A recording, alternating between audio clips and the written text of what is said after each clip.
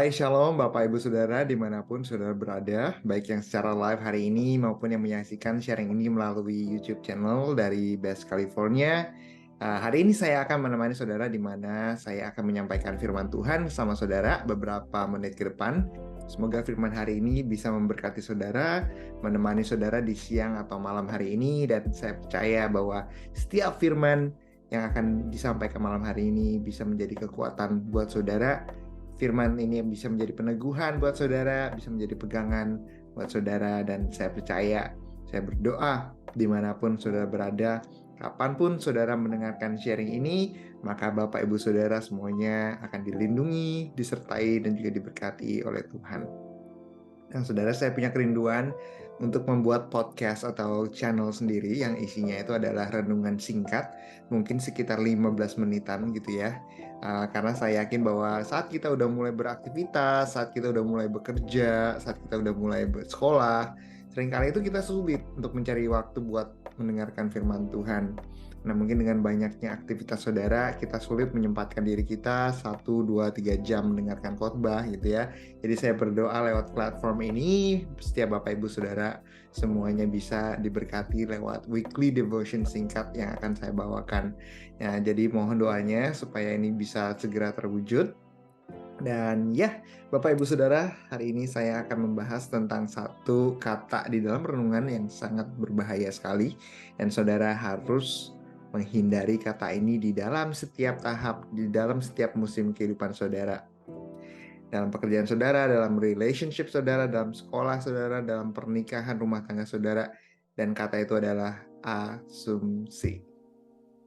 Nah, Bapak Ibu Saudara, kata asumsi merupakan satu kata yang berbahaya, Saudara. Apa sih asumsi itu? Nah, asumsi menurut Kamus Besar Bahasa Indonesia diartikan sebagai satu dugaan sementara dari sesuatu yang belum terbukti kebenarannya. Yang menjadi kata kunci dari definisi ini adalah belum terbukti kebenarannya. Yaitu kebenarannya belum tentu 100% benar. Tetapi Saudara, meskipun kita mengerti arti dari kata ini, meskipun kita tahu bahwa asumsi tidak selalu benar, tetapi itu tidak menghentikan kita untuk percaya kepada asumsi. Nah, Bapak, Ibu, Saudara, banyak orang bisa cerai cuman karena asumsi. Banyak anak-anak muda bisa putus dalam hubungan mereka karena asumsi. Banyak rumah tangga hancur, banyak hubungan mertua, menantu, orang tua, anak hancur karena satu kata, yaitu kata asumsi. Nah, Saudara, yang membuat kata ini bisa menghancurkan banyak hal di dalam kehidupan kita adalah seringkali kita justru lebih percaya sama asumsi itu daripada kebenarannya, daripada faktanya. Kenapa? Karena asumsi itu kedengarannya lebih menarik, lebih realistis daripada kebenaran sometimes. Nah, saat kita berasumsi, apalagi kalau kita berasumsinya itu adalah asumsi yang buruk, kita mulai percaya itu karena mulai banyak kemungkinan-kemungkinan yang kita lihat yang terjadi dan membuat kita semakin condong untuk mengerti dan juga untuk percaya sama asumsi itu. Nah, Saudara, saya mau ingatkan kepada Saudara bahwa dalam renungan ini ada 3 alasan kenapa asumsi itu berbahaya. Nah, Saudara, saya mau Saudara semuanya mungkin dengan yang lagi nyetir, mungkin Saudara yang lagi bekerja, mungkin Saudara yang lagi beristirahat saat ini lagi nyantai, atau mungkin Saudara lagi makan siang. Saya mau Saudara tidak melakukan 3 kesalahan ini. Dan saya berdoa biarlah 3 poin yang saya sampaikan ini bisa memberkati Saudara, bisa mengingatkan kita untuk berhenti berasumsi.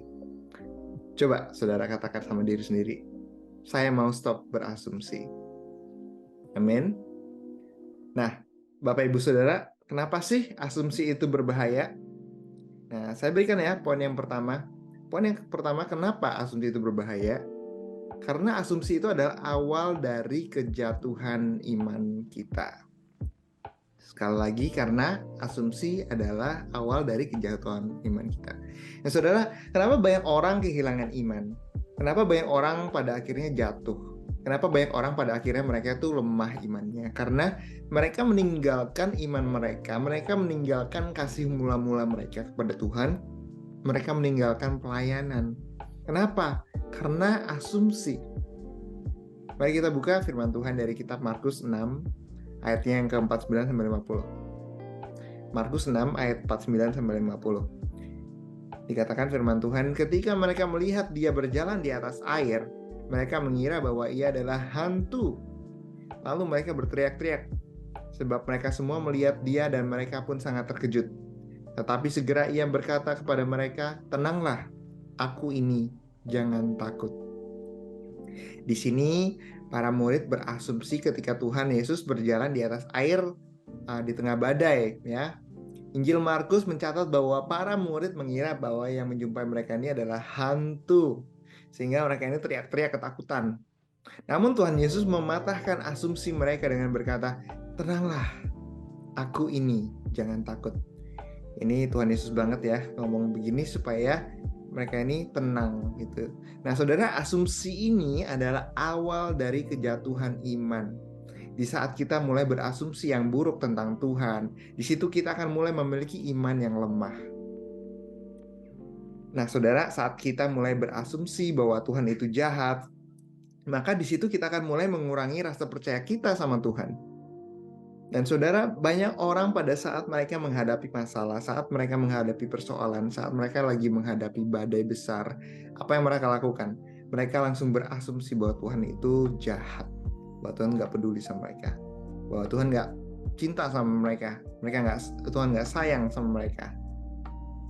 Seringkali saya mendengar pertanyaan, apa sih Tuhan tuh nggak sayang sama saya? Saya langsung tanya balik sama orang ya, kok kamu bisa berkata seperti itu, kenapa?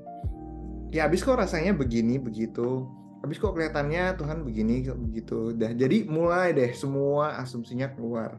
Asumsi itu dimulai dari rasa curiga saudara, dari pikiran yang negatif.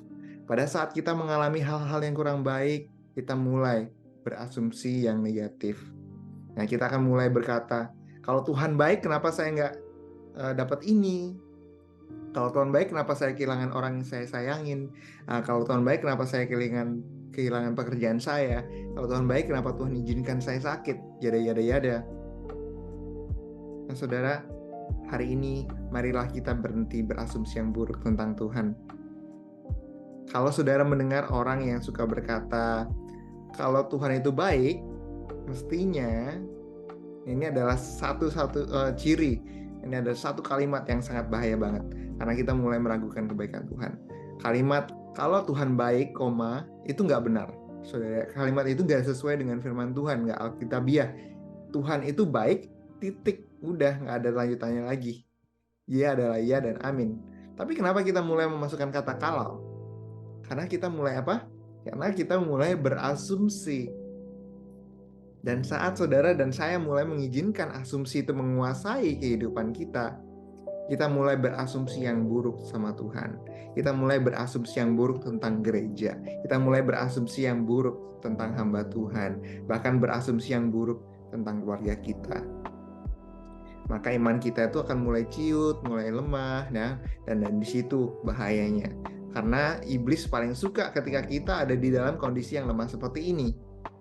Karena itu setan akan sering menyerang saudara. Setan akan sering membisikkan kepada saudara. Dia akan mulai masukkan asumsi-asumsi yang buruk tentang Tuhan, tentang sekitar kita. Dan saya berdoa supaya hari ini biarlah iman kita itu tetap kuat saudara. Gimana caranya supaya kita bisa berhenti membuang semua asumsi yang buruk itu? Tetap berpegang sama firman Tuhan. Apa sekali lagi saudara? Tetap berpegang kepada firman Tuhan. Amin. Dan saudara yang kedua, kenapa asumsi itu berbahaya? Asumsi itu berbahaya karena asumsi itu bisa membuat kita menjadi orang yang negatif. Sekali lagi, asumsi membuat kita menjadi orang yang negatif. Kalau saudara buka di Lukas 6 pasal yang ke-45, orang yang baik mengeluarkan barang yang baik dari perbendaharaan hatinya yang baik.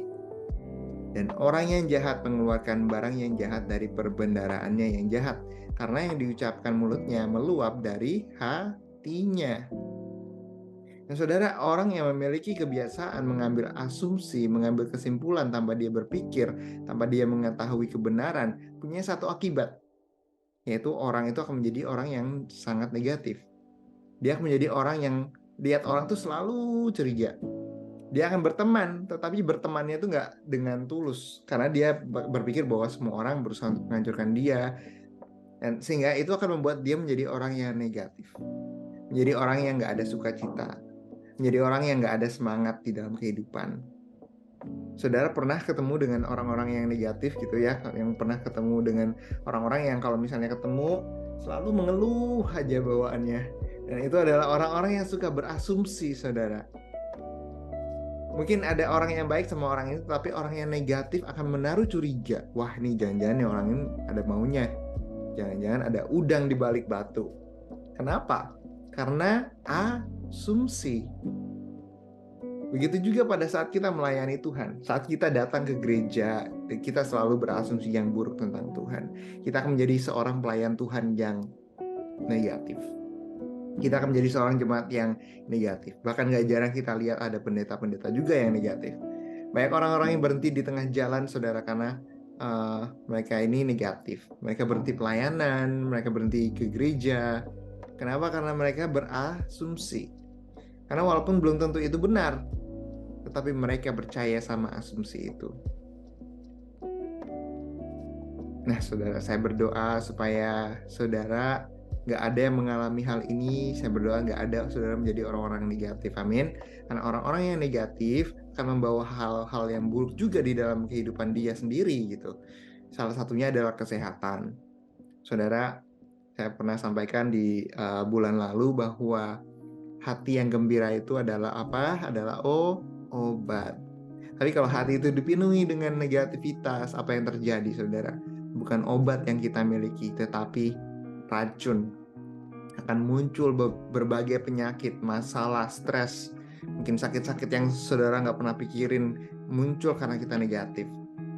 Di dalam alam roh itu, kepahitan bisa bermanifestasi di dalam alam fisik, saudara, melalui sakit penyakit. Karena itu, hari ini mari kita menjadi orang-orang yang positif, jadi orang-orang yang bersukacita. Gimana caranya? Kita harus berhenti berasumsi. Ya, sampai di sini jelas ya. Semoga saya nggak terlalu cepat. Dan yang terakhir untuk renungan ini, kenapa asumsi itu berbahaya, saudara? Karena asumsi itu adalah akar dari kepahitan. Asumsi adalah akar dari kepahitan. Saudara, banyak orang kepahitan, kenapa? Karena asumsi-asumsi yang nggak jelas.